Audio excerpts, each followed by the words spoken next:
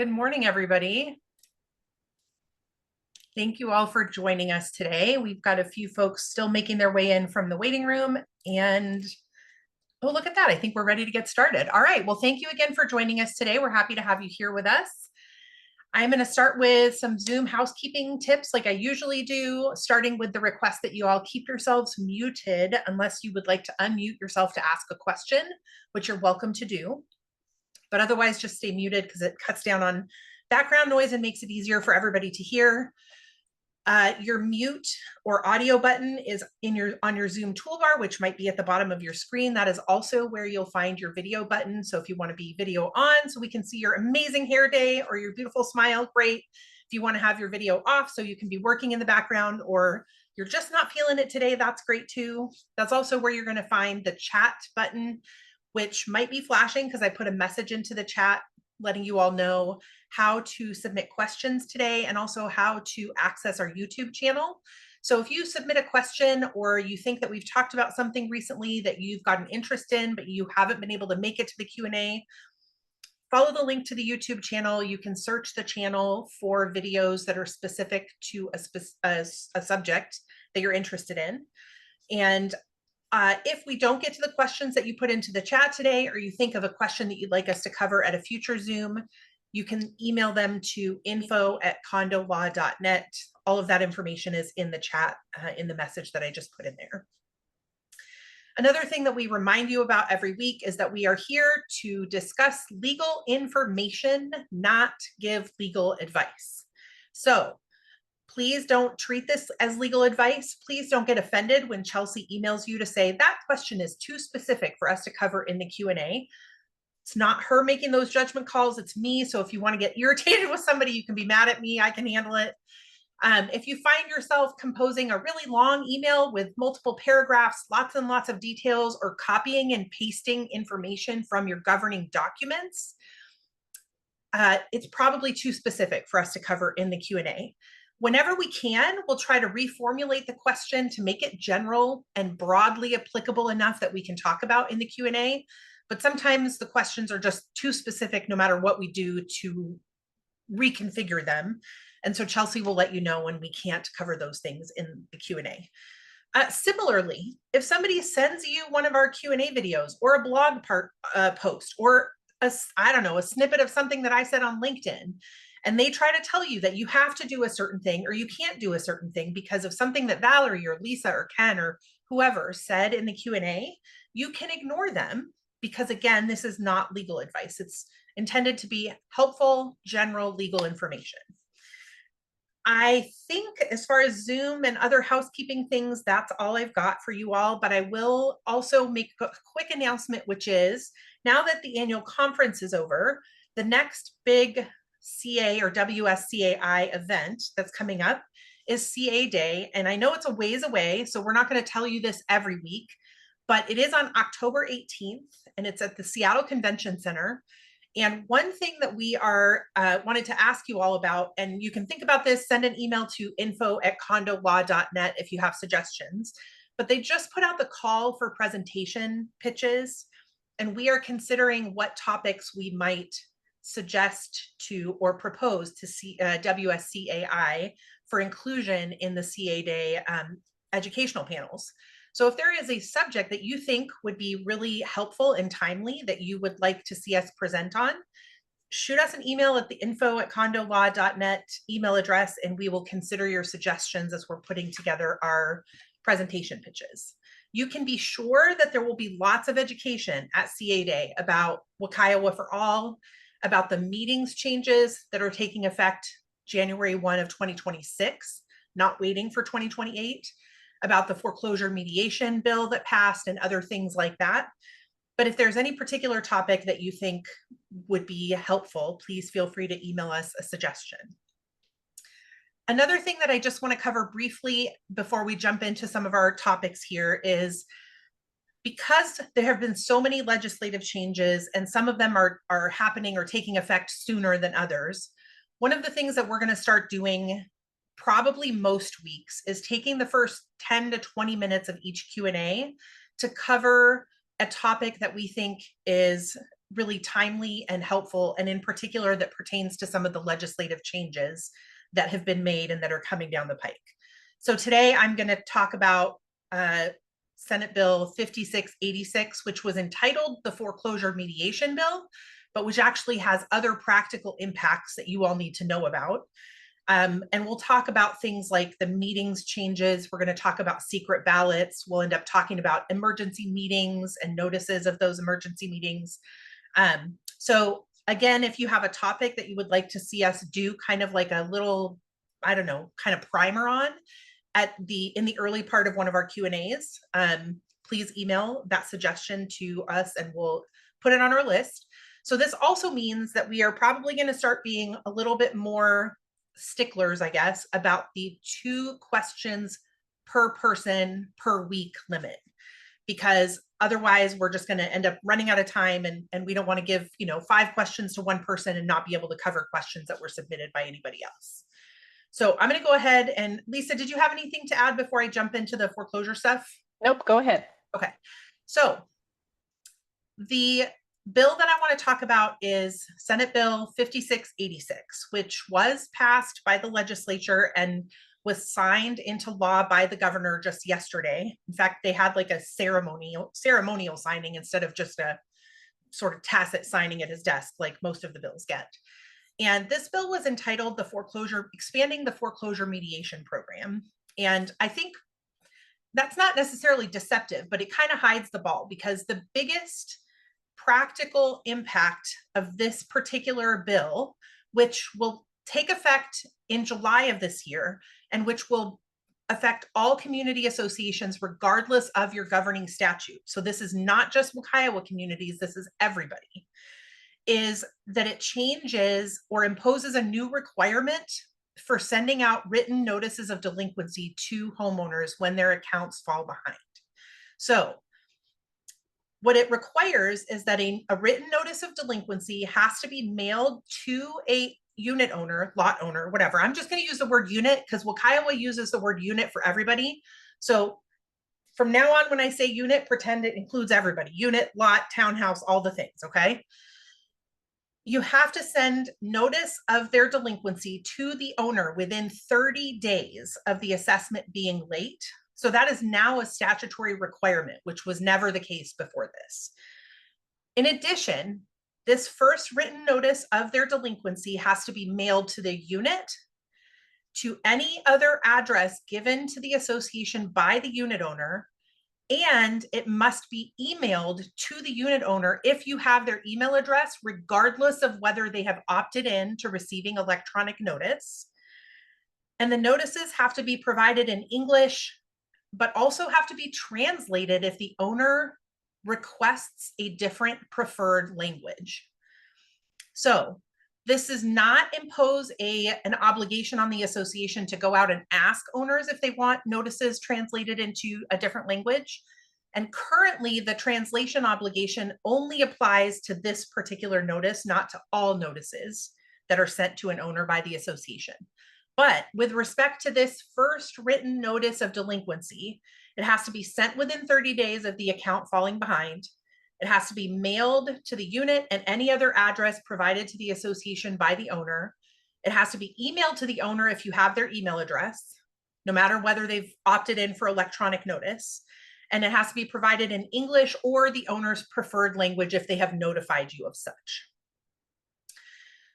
Part of what you might be asking yourself is, well, why are you making such a big deal about this? We already send out delinquency notices to people when their account falls behind. Oh, and there's one other thing. You have to include a copy of the pre-foreclosure notice of delinquency. That's already true. It's already currently an obligation under the statute that you include a copy of that with the first written notice of delinquency to a unit owner. But where before there was a sort of, not a safe harbor, but a fallback provision in the statute that allowed your attorney to send those NODs for you if you didn't do it. Now there is consequences to the association. There are consequences to the association if you fail to send these required notices. And the consequence is that an association may not take any collection action, period, until it complies with the notice requirement that I just told you about and waits a minimum of 15 days. This includes that you may not charge any collections costs to the unit owner until you comply with that notice requirement, with two little exceptions. If you have actual costs related to printing and mailing the delinquency notice, you can charge those to the unit owner. And if you pay your management company an admin fee or a delinquency notice fee or whatever, you can charge a maximum of $10 admin fee to the unit owner for sending that delinquency notice. You are also limited to charging one late fee of no more than either $50 or 5% of the unpaid assessment, whichever is less, until you have complied with this notice requirement and waited at least 15 days. And so part of what this is going to mean is a lot of collection policies, a lot of associations out there are charging late fees on the 15th, and they start on the first month, right? So let's say January 1st, somebody misses their dues payment. Usually around the middle of the month, you might charge a late fee, and that's about the time when you also send the delinquency notice fee. And let's say your dues are, I don't know, let's take $500 just to make it a nice, easy round number. What's 5% of $500? It's not $50. If your late fee is $50, you can't charge that $50 late fee. You're limited to charging a $25 late fee, and you can only charge one of those until you have sent the notice that's required by the statute and waited a minimum of 15 days. So we're actually going to start working on, I think, like a process document, flow chart, timeline thing, just a one pager that is going to walk people through the steps that they need to take to comply with the statute. But some of the things you just need to be aware of are that you can't do anything else until you've sent this notice. So if your management company charges your association a $30 admin fee for a delinquency notice, they can still charge you that fee because that is an agreement you made with your management company that's governed by your management contract. But the association's authority to pass that fee on to the unit owner is capped at $10 by the statute. If you, I don't know, usually record a lien relatively early in a delinquency and include lien recording costs on the unit owner ledger, but you fail to send the delinquency notice. And when I say fail to send the delinquency notice, I mean comply with all of these sort of ticky-tacky requirements related to it. Then you can't, number one, you're not supposed to take that collection action at all, period. But number two, you definitely won't be able to charge those costs to the unit owner. So it's important to be aware of what the specific requirements are and start complying with them immediately so that you don't end up in a situation where you're not able to pass those costs on to the unit owner. There's also changes from the foreclosure bill. There's changes to the pre-foreclosure notice of delinquency. So one of the things that the statutes all do and have done since the pre-foreclosure NOD became a requirement is it obligates the association to make sure that it is updating the NOD so that it's always compliant with the statute, always has current websites, always has current phone numbers, and they change often. So if you are not checking the statute to make sure that the form you're using complies on a regular basis, we check it, I think, quarterly. Is that right, Lisa? Yeah. Then you should start checking it. Or if you don't want to do it, ask the association attorney to do it. We do it, and we'll provide our clients with an updated NOD for a really low. I think our flat fee is $50 for this. It's really low because it matters that you're sending an NOD that complies with the statute. So some of the changes to the NOD include including mediation language in that pre-foreclosure notice of delinquency. Part of what I don't love about this bill is that it does not use different terminology for the different types of delinquency notices that we're talking about. So this first notice that has to be sent within 30 days of an assessment becoming delinquent is called a notice of delinquency. But also the statutory pre-foreclosure notice of delinquency is called a notice of delinquency, and it's kind of confusing in my opinion. So I'll always try to say statutory pre-foreclosure NOD so that you guys know specifically what I'm talking about when it's that one versus just a regular delinquency notice. Another thing that a new requirement that's imposed by this bill, which is now going to become part of our statutes and will take effect in July, is the association has to maintain what's called pre-foreclosure information in an association record. And so if you look at 6490-485, subsection 21, Chelsea, can you put that into the chat? RCW 6490-485, subsection 21. That is the section that talks about what the pre-foreclosure information is that you have to maintain as an association record. If you go to that, if you Google that right now, you're going to see the current version of the statute, which does not have that language in it. But there will be a link at the top of the page that says changing in 2025. And then you can click that link and follow it to the bill. And I would then just do a Control F search in the bill PDF for pre-foreclosure information. I don't think this necessarily is going to be a huge shift for an association. I think all of the associations and management companies that I know currently maintain this information, but you should be aware that it's a requirement and that you may have to provide, will have to provide it once an owner requests mediation, if that's the way these things go. And the owner is entitled to a free copy of that pre-foreclosure information in English and in the language of their preference if they ask for it. And the statute does not limit them to only a free copy of this once per year, like it did, like what Kiowa does, for example, for other types of records requests, specifically the list of owner names and contact information. So there is the potential that an owner could ask for this more than one time per year, and you would have to provide it to them at no cost to them more than one time per year. The rest of the bill is about the actual mediation process. It says that an owner has the right to contact a housing counselor at any time, which is already true, but the bill just codifies that. And the housing counselor can then refer the owner to what is called a meet and confer with the association. If they do that, the association has to essentially stop any other attempts that it's making to collect the unpaid assessments, has to meet and confer with the homeowner within a specified period of time. And after the meet and confer happens, then the housing counselor will make a determination as to whether to refer that account to mediation. And if the account is referred to mediation, I think they have 70 days from the date of the referral for the mediation to be completed. It's completed by the Department of Commerce mediators who are currently already experienced at mediating foreclosure disputes between lenders and homeowners. But as we all know, associations and lenders are very, very different beasts.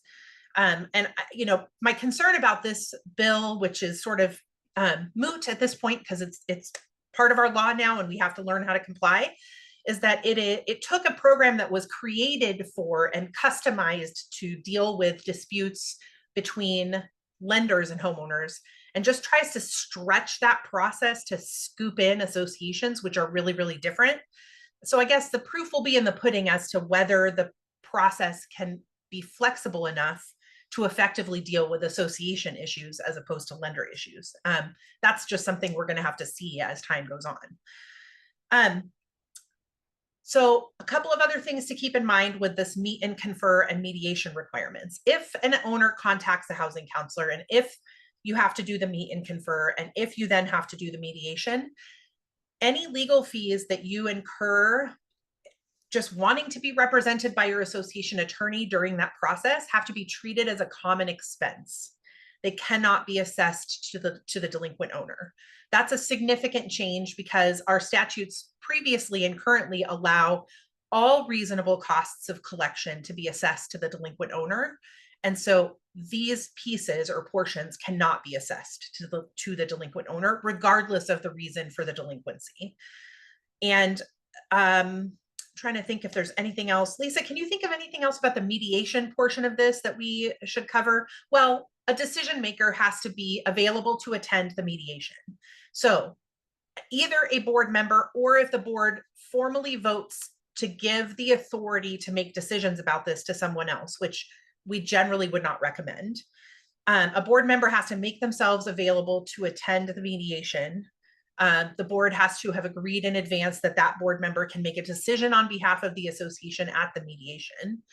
And if you're represented by counsel at the mediation, which most of our clients I think would opt to be represented, the costs of that cannot be assessed to the delinquent owner. Is there anything else that you think I'm forgetting to cover here?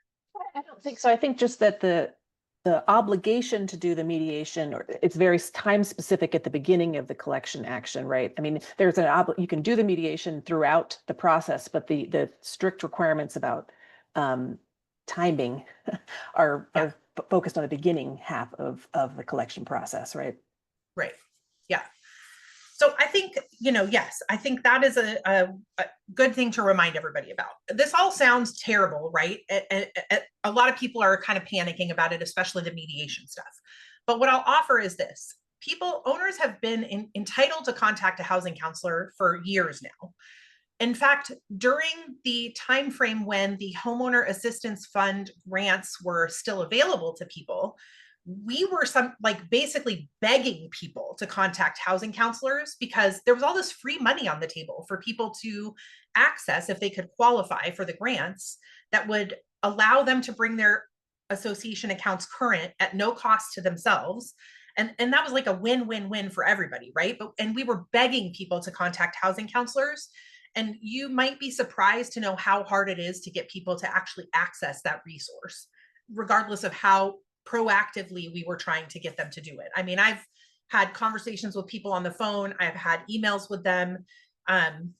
So as a practical matter, I'm not sure how much we will see, how frequently, what percentage of delinquencies will actually result in the mediation requirement being triggered, because that would actually require the owner to contact the housing counselor, and very small percentage of them actually do it. The flip side is this new requirement for that initial written notice of delinquency and the way it has to be mailed and emailed and translated if necessary, and the limitations on what you can do until you do comply with that requirement. That is going to be a very broad practical impact for everybody starting in July of this year. So that's the thing that I think is going to be the most important for you all to be aware of, so that you can update your processes to make sure that you're dotting your I's and crossing your T's on that. And it looks like there's a follow-up question in the chat about this, which is, how do associations get this translated into the owner's preferred language? And if there is a cost, can that be passed on? No, you cannot pass the cost of translating on to the owner. And that's a great question. How do you go about getting it translated? I speak multiple languages, but I am conversational in those languages and would not feel comfortable translating a legal document. And I would feel similarly uncomfortable with the idea of using Google Translate, for example, where Google Translate might be great for casual conversations. I'm not sure that I would trust it to translate a legal document effectively. I'm sure we're going to start to see, as a result of the statute, translation services offered for things like this. I'm sure there are already some that exist. I think if you Google, legal document translation services, you'll probably find dozens of them that are already available out there. But the cost is probably going to vary, and it's not a cost that can be passed on to the owner that you're sending that notice to. And there is a safe harbor, isn't there, Valerie? There's a safe harbor in the statute that says that if it's not translated properly, I think you do your best to get it translated. It's not, if you make a mistake because of the service you've chosen or how you've chosen to do it, I think the statute covers the association. I mean, you're making your best effort. So take that as you can. Right. But I think I would just say that, throwing it into Google Translate, I would argue, is probably not your best. Maybe not. So, and if you have questions about what is your best, like what is good enough and how do we comply, that's where our ability to answer those questions here ends, because you need to consult with your association attorney on those questions. There is another question in the chat about this, which is whether associations need to update their collection policies to have certain steps added or removed, to comply with the statutes? And I think the answer to that question is yes.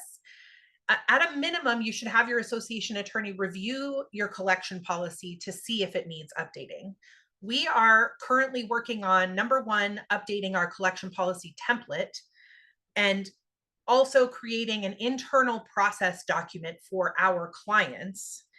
Because remember, the policy is the owner-facing document that you send to your owners that tells them what is going to happen when they don't pay their assessments.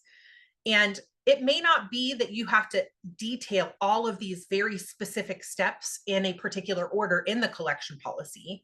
That's really more an internal process document that you need on the back end to make sure you're doing things correctly. The policy itself essentially needs to educate owners on both what will happen if they don't pay their assessments, and maybe to some degree what their rights are when they fall behind on their assessments. So I think if your collection policy is more than a couple years old, I would always recommend that you have your attorney glance at it every 2 to 3 years and tell you if it needs to be updated. Certainly, if it's older than that, you should absolutely have a new one drafted, only because the statutes have now changed 3 or 4 times in the last 5 years. The first statutory change that was significant to collections and foreclosures was in 2021. There was another significant change in 2023. Now there's another significant change in 2025. I don't know, maybe we're like on an every other year time frame now. But so I would say always you should be checking with your association attorney every 2 to 3 years. And certainly when there's a significant statutory change like this, it's worth looking at it as well to see if it needs to be updated. There's another question in the chat, which is, we currently charge a $25 late fee after the 10th of the month. Are you saying we now have to send a letter and an email? Yes, that's exactly what I'm saying. The statute says that a written notice to the owner about the status of their account and the fact that it's delinquent has to be mailed and emailed within 30 days of the assessment being late, in English or another language if they request a preferred language. And you may not take any collection action until you send that notice and then wait 15 days. You cannot charge any collection costs until the association complies with this notice requirement, except for $10 admin fee maximum, actual costs of mailing, and a late fee of $50 or 5% of the amount due, whichever is lower. One late fee. So let's say, for example, you currently are on a schedule where in the first month you charge that late fee, and then in the second month you charge that late fee, and at the 60-day mark, that's when you send your first written notice of delinquency. You are not in compliance with the statute. You are not allowed to charge that second late fee. You're capped at that 5% of the balance due, or $50, whichever is lower, until you send the notice that complies with the statute. So we're coming up on 10:30 here. I'm sure there will be a lot more questions about this as you all kind of familiarize yourself with the requirements. Feel free to put any questions that you have in the chat, or to email them at info@condolaw.net. I suspect that we'll be talking about this one in particular a lot in the next, in the coming weeks, because of the fact that this statutory change takes effect this year in July, and all of the other statutory changes that we're going to be talking about most frequently don't take effect until either 2026 or 2028, just depending on which ones we're talking about. So this is for all community associations in Washington state, regardless of your governing statute. This was signed into law yesterday by the governor, and the statutes take effect 90 days after signing. So somebody else can do the math for me, but I think that means about July 20th or so. And there's a question in the chat that says, is this only true if you plan on going through the collections process? The answer to that is no. It is a statutory requirement. You have to do it. If you choose not to do it, you're willfully violating a statute, and you're exposing your association to risk of liability. So I'm gonna say that's the end of the questions on this particular topic, and let Lisa take us away with the rest of our questions for today. Okay, first question for today. Can the HOA board sue an owner? Under what circumstances can they do that? And is harassment something they can sue them for, I think is the question. The short answer to this is that's a pretty broad question. Yes, anyone can sue anyone for whatever they want, really. We've seen lots of frivolous lawsuits out there. So in theory, yes, you could sue anyone for anything else.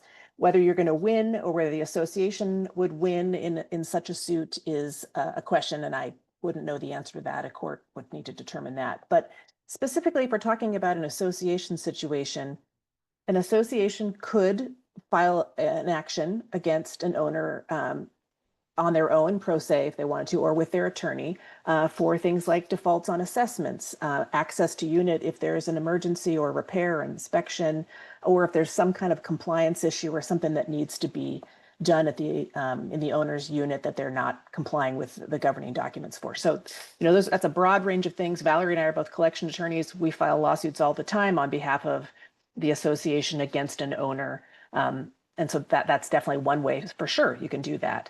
There are lots of statutes, and most of the governing documents of associations allow the association, the board would basically make this determination, but it's the association as the plaintiff could sue an owner to enforce the governing documents. So if there's something that one owner is not complying with the governing documents of the association either via the board or on behalf of two or more owners could file a suit against that owner to, again, force them to comply or for some other damage related to the governing documents.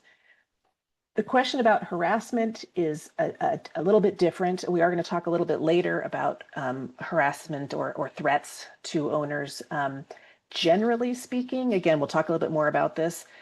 A claim of harassment is owned or the person being harassed has the right to pursue the other person for harassment, whether to file a request for restraining order or if there's some kind of damages. So generally speaking, that would be a person-to-person action, but we'll talk a little bit more later about how that might change given some recent court cases that have come down. But generally speaking, yes, an association can sue an owner for a variety of things. And hopefully they're all well-founded and based on the governing documents and the statutes, but it's certainly possible, and it's certainly something that happens every day. Valerie, did I miss anything there?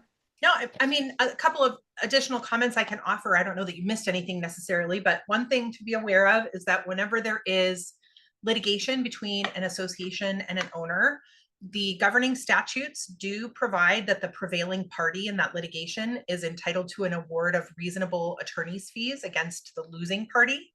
So anybody who litigates anything against anybody in this context should be careful and should certainly avoid any litigation that is not extremely well-founded in evidence in the law, because if you lose, you might not just not win, you might also then end up with a judgment against you for the attorney's fees of the other party, which then, of course, you also presumably paid your own attorney, at least you should if you're going to be filing lawsuits. So that's something to keep in mind. And I think otherwise, the harassment stuff we'll cover a little bit more with that other question, further down the road. And I guess I should have mentioned that insurance might play a role in this too, both on behalf of the association or an individual owner if there is some kind of a lawsuit, depending on what that's about. So other attorneys could potentially be involved as well. Yeah. All right, next question. The president of our association resigned.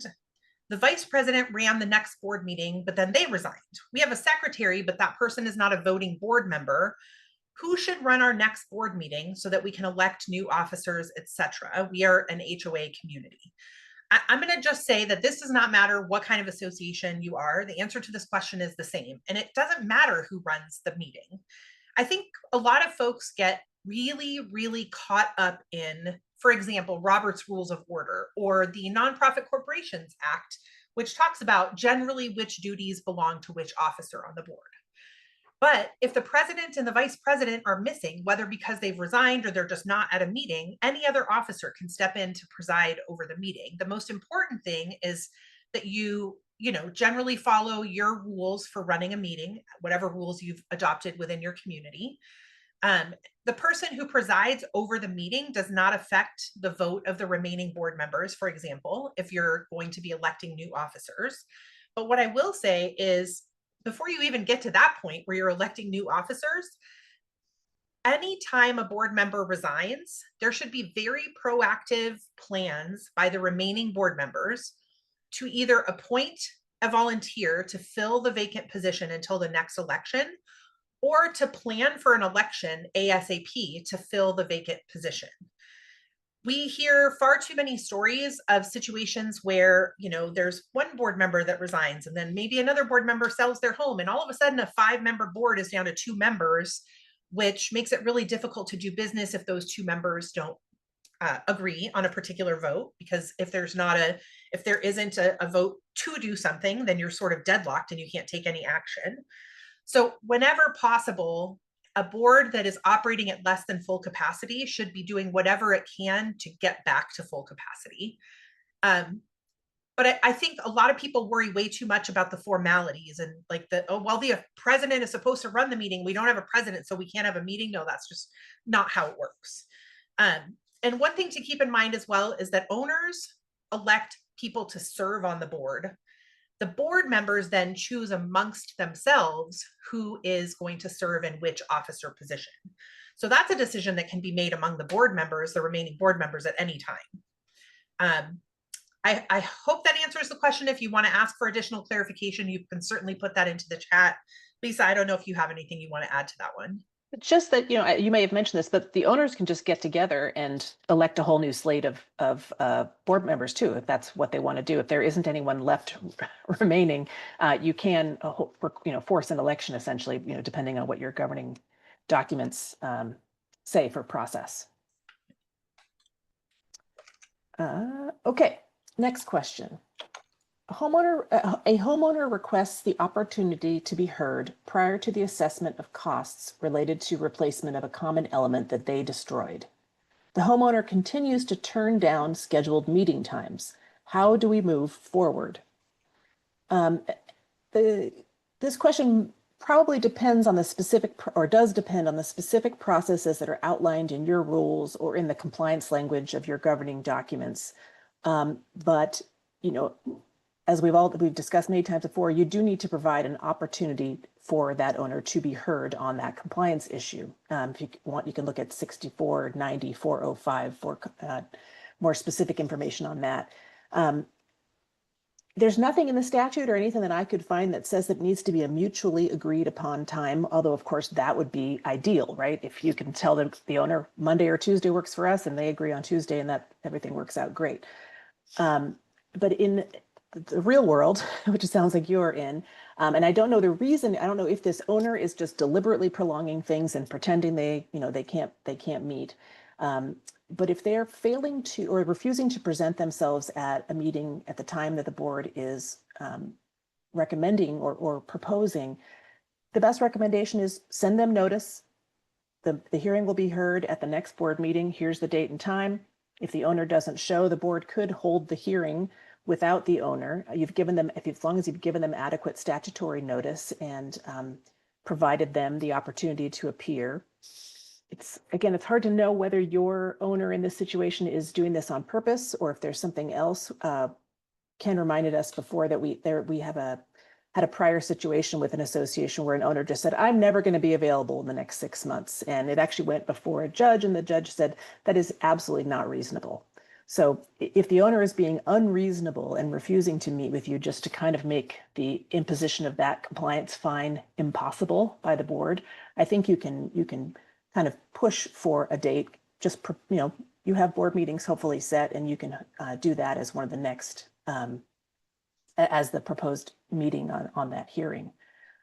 Reminder that under Wakaiowa, you've got to give, you can't assess any kind of compliance fine or anything like this unless you give that owner an opportunity to be heard. So this is definitely an important topic. If you've got to get those done so that you can assess the fines or reparations, I guess, fines and compliance issues if that owner is not in compliance. Anything you want to add, Valerie? Yeah, I just want to clarify that this particular question is talking about the assessment of costs for damage done by the homeowner. Yeah. And Lisa is absolutely correct. Under Wakaiowa, you cannot assess costs for damage, whether it's to the unit or to common elements or whatever, without first offering the opportunity to be heard to the unit owner. And that will be true for everybody in 2028. So if you're operating in a non-Wakaiowa community, you also still have to check your governing documents, because some governing documents already require due process before assessing damage costs to the unit. And then, as far as like, if somebody might want to know, like, well, how long is unreasonable? Like, how many times do we have to offer a hearing and have them say, no, they're not available? Like, what's reasonable? What's unreasonable? Where's the line? I don't think there is a bright line that we can point to that says it's always unreasonable for an owner to be unavailable for 6 weeks or longer, for example. I think it really does depend on the specific circumstances and what you want to be able to demonstrate to some future judge deciding whether the way that you operated was reasonable or not, is that you offered multiple opportunities to the owner. You tried to be flexible with scheduling. You gave them the opportunity to attend the hearing by Zoom, for example, virtually, as opposed to requiring them to appear in person. So the more you can try to accommodate the owner and document the fact that you are being proactive about trying to accommodate them, the less likely you will be found unreasonable by some judge in the future looking back on your actions and judging them. All right, I'm going to jump into our next question, which is related. A homeowner requests an opportunity to be heard meeting. Do open meetings requirements apply to a due process hearing? So this is a great question. And I think the short answer to the question is that the statute is not clear on this. However, we do know that, for example, executive session topics are only, or executive sessions are only authorized for a relatively specific and relatively short list of topics, and hearings is not on that list. So I would say that as a default, and you're going to hear me say big but later, but like as a default, hearings are not listed as an appropriate topic for executive session. And I would say the lowest risk way to proceed is to generally handle due process hearings as though they are subject to the open meeting requirements and rules. So here's the caveat to that. One of the items that's listed in the executive session topic list is, and I'm going to read straight from the statute here, any matter where to prevent public knowledge of the matter to be discussed if the board or committee determines that public knowledge would violate the privacy of any person. So if the board has a basis to believe that holding this hearing in an open meeting would violate the unit owner's privacy or any other person's privacy, it is possible that holding the hearing in a closed meeting might be appropriate. And what I would say is, number one, the way to minimize your risk as much as possible if you've got this scenario going on is just to ask your attorney. Ask your attorney. Tell them, we think that this maybe should not be a public hearing or an open meeting, and here's why. Is this a reasonable basis to close the hearing? And have your attorney give you an opinion that you can then rely upon, so that if, again, some future judge in 2 or 5 years or whatever is second guessing the reason for your decision to hold it in a non-open meeting, you can say, well, here's why, and here's why. And also we checked with our attorney, there's their opinion. That's why we did this in a closed meeting, right? The other thing that we would recommend is that you ask the owner if there is any reason that the hearing should not be conducted in an open board meeting. And if they don't ask for privacy, then the exception would likely not apply. And you can go ahead and hold the hearing at an open board meeting. If they were to claim that the open meeting hearing would violate their privacy, then the board could probably be safe in voting to conduct the hearing in an executive session. Please do remember the way that executive session works. I just had a client send an email saying, well, the board is having an executive session meeting on Thursday night. And I was like, this is not how executive sessions work. They're not standalone meetings, okay? An executive session happens like this. You're in an open board meeting, or what, even if it's not an open board meeting, let's say you're currently in a community that does not require open meetings, you still are supposed to be in a regular board meeting. And then somebody on the board moves to adjourn to executive session to discuss, the 3 topics that's on your list, whatever. The motion is carried. You adjourn to a closed/executive session, discuss those things. You do not vote on those things. You then reopen the meeting or go back to your normal meeting, and then you vote on any of the topics that you discussed in that executive session. So executive sessions are not standalone meetings held separately from board meetings, whether you are in an open meeting community or not. And then the only other thing I want to remind everybody about is the meetings sections of Kiowa have been amended by Senate Bill 5129, which did pass and will take effect in July of this year for Kiowa communities. But that section of Kiowa is also going to be applicable to everybody January 1st of 2026.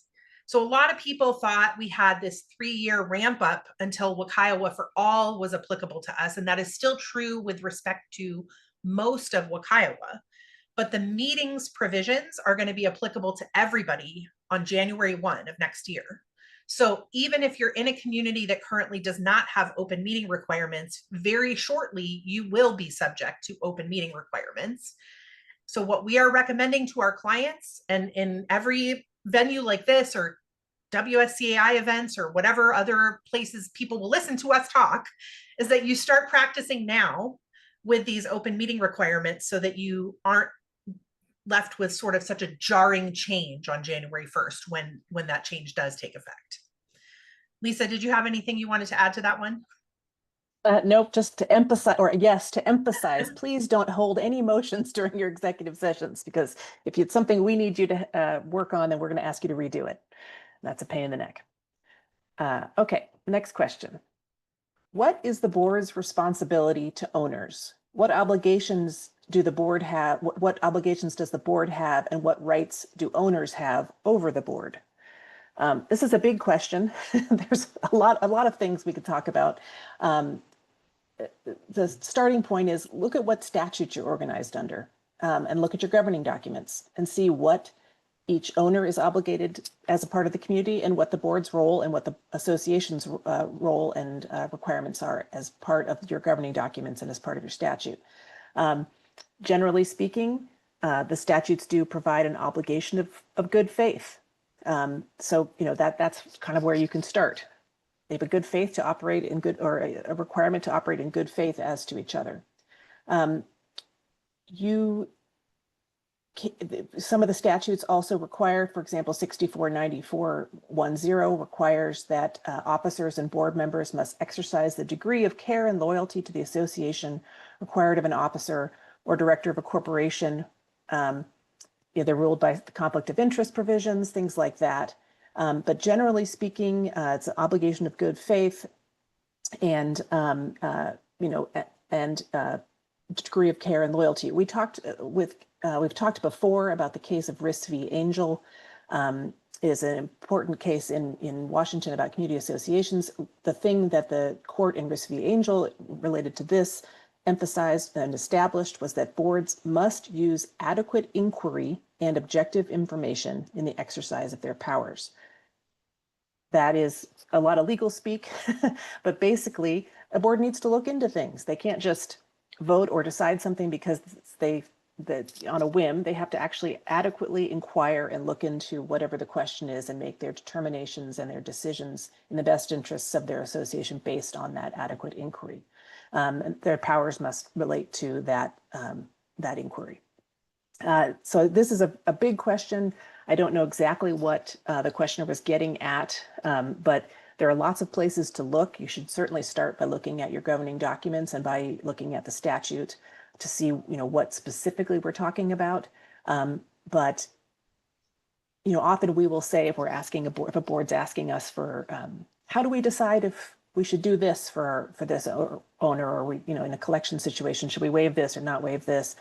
We tell them the board is entitled to use its business judgment. So there are lots of things that kind of go into this, a lot of not hard and fast rules, but more guidelines on how a board needs to work on behalf of the association in relation to their owners.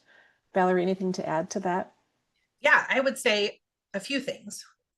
I think a board member's obligation to the association is not to act out of self-interest, but to act in the best interest of the association.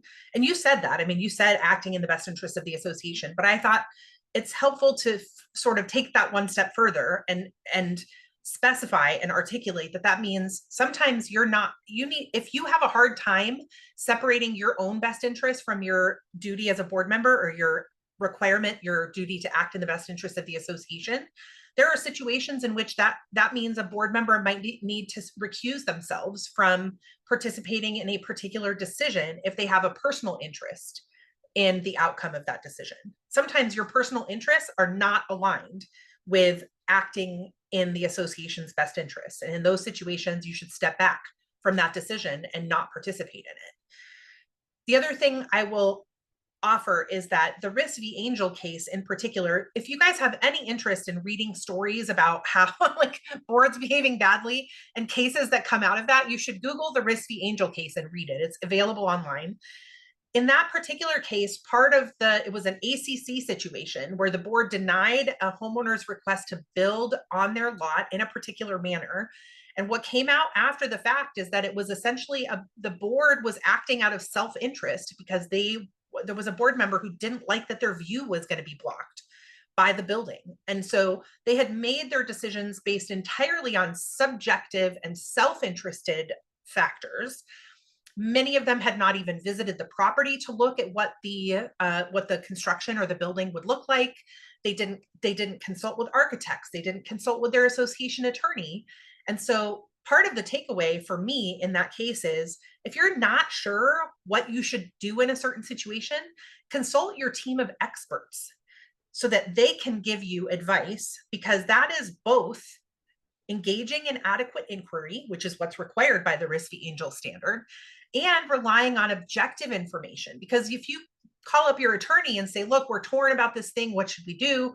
Your attorney has no skin in the game other than advising you as to the risks and benefits of different actions. And so relying on that advice is just by its nature relying on objective information. So I think that's probably enough on that topic, but we could probably do a whole hour-long Zoom on board member duties and obligations. Oh, one other thing I will say, in one of our not Q&A books, but our books that we've published in the past, we have entire chapters on the board member duty of care. So if you're interested in looking at that, if you go to our website and go to the resources tab, you can see PDFs of our book, which contain chapters on board member duty of care. And I think there's a follow-up question in the chat. Should boards just hold open discussions about actionable issues during board meetings? What if matters are very technical and require reviewing complicated documents and information? How do boards do this but keep meetings to reasonable timelines? Yes, you should. Yes. And the way that you do this, listen, if you're talking about 30-page contracts that you need to sit down and review, but there's not going to be any board decision made, but you just want to read through a 30-page contract, you can do that on your own time. You could probably even get together as a board and do that if all you are doing is just reading through a contract to understand it. But if you're having substantive discussion about a decision that needs to be made by the board, those kinds of conversations are exactly the kinds of conversations the legislature thinks should be happening in open meetings. And part of how you do this, but keep meetings to reasonable timelines, is A, having more frequent, regularly scheduled meetings, and B, running a tight ship with those meetings. Running a tight ship. Not every conversation needs to take 20 or 30 minutes. And the more frequently you meet and the more regularly you meet, the more efficient you will get at all of these conversations. And for this, first, there are certain types of situations, like let's say you're doing a complete restatement of your declaration, and the board needs to go through the restatement draft from your attorney.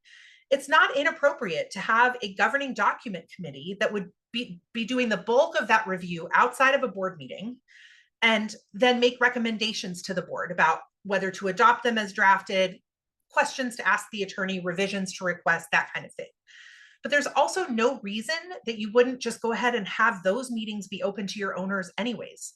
I think part of the concern or the fear that I hear from people with these open meeting requirements is this idea that it's going to just be a shit show, excuse my language and my informality, right? But that like all the owners are going to show up and they're going to be interrupting all the time, and guys, you can barely get your owners to show up to an annual meeting. You can barely make quorum to adopt a declaration amendment. For the most part, your owners are going to maybe they're going to log on to the Zoom and mute themselves and listen to you talk while they're making dinner in the background. But the sort of specter of owner participation expanding the amount of time that you have to spend in board meetings unreasonably, I think, is largely not borne out in reality. It does happen on occasion, and that's when running a tight ship and having very proactive meeting management strategies comes in. So I think, unless Lisa, you had anything else to add to that particular topic, we'll keep going. Nope, go for it. Okay. Next question, and this is probably going to be our last one, despite the fact that we have like a half a dozen in the chat and even more that were submitted in advance. So we got lots of fodder for next week. If the board knowingly violates an RCW, and the example given is RCW 6434-394 subsection 4B, what can be done? So this particular statute and the section that is referenced talks about a unit owner's obligation with respect to EV chargers. It's a very, very, very specific question. And it's kind of impossible for us to answer this question because we don't know what the specifics are. We don't know if there's any damage to the association, if there's any harm done by the board's decision. Was it a willful violation? Is it an unknowing violation? I know in the question it says knowingly violates an RCW. What can be done? In this particular example, again, the subsection that was given talks about a unit owner's obligation to do certain things when installing or when requesting the installation of an EV charger. And so it's hard for me to know how a board could violate that knowingly or not, because this part that you cited doesn't talk about a board member's obligation. It talks about a unit owner's obligation. But the rest of the statute, the EV charger statute, does talk about monetary penalty for willful violation of the section. But in that case, it would require that the owner sues the association. They have to prove that the association violated the statute, and they have to prove that the violation was willful, which is a greater burden than just proving that they knew it was a violation, right? So all of that being said, the overarching intent of RCW 6434-395 is just requirements that a unit owner has to fulfill in order to force an association to allow an EV charger installation. And if you have specific questions about whether your board has handled something correctly with respect to this particular subject, the only way really for you to get an answer to this question is by consulting with an attorney that is familiar with the statute and also the governing documents for the community in question. Lisa, did you have anything that you wanted to add to that? No. Okay. There's one more question I think we might have time to take from the chat, which is, are there limitations if a married couple serves on the board together? And I'll take a stab at that, and then you can add anything that you might want to add, Lisa. And this really comes down to two things. One is any limitations that might exist in the governing documents for the community. And two, whether a particular community has decided that co-owners serving on the board at the same time is allowed. We generally recommend against it, even when it's not specifically prohibited by the governing documents for the community. And the reason for that is it concentrates a lot of power into the hands of one unit. Because let's say you have a board of 3 and 2 members from the same unit are 2 of the 3 board members, they always will have a majority, which means that one unit could control every decision of the board. So there's no law against it. We do have some clients where they specifically allow it and where it works out okay, but I think as a general rule, we recommend it against it. And I don't know if you have anything you want to add to that, Lisa. No, I was just gonna say, look at your governing docs because they may already refer to that. Right. Okay, well, I think that is time for today. It's 10:59. We're going to let you guys go a minute early. Thank you for joining us, and we'll see you here next week. Bye, everybody.